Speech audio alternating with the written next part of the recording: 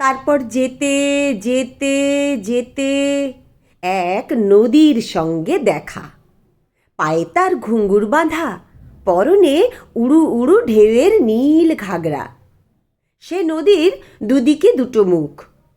এক মুখে সে আমাকে আসছি বলে দাঁড় করিয়ে রেখে অন্য মুখে ছুটতে ছুটতে চলে গেল।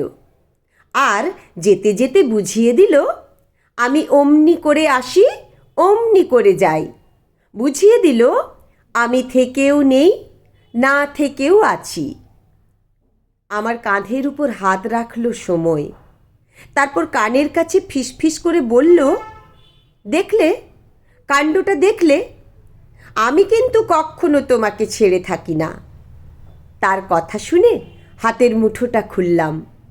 কাল রাত্রের বাসি ফুলগুলো সত্যি শুকিয়ে কাঠ হয়ে আছে। গল্পটার কোনো মাথামুন্ডু নেই বলে বুড়ো ধাড়িদের একেবারেই ভালো লাগলো না। আর তাছাড়া গল্পটা বানানো, পাছে তারা উঠে যায়, তাই তাড়াতাড়ি ভয়ে ভয়ে আবার আরম্ভ করলাম। তারপর যেতে যেতে যেতে দেখি বনের মধ্যে আলো জ্বালা প্রকাণ্ড এক শহর।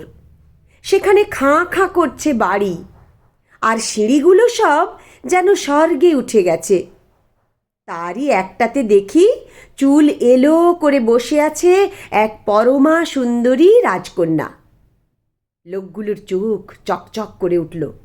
তাদের চোখে চোখ রেখে আমি বলতে লাগলাম। তারপর সেই রাজকন্যা আমার আঙুলে আঙুল জড়ালো।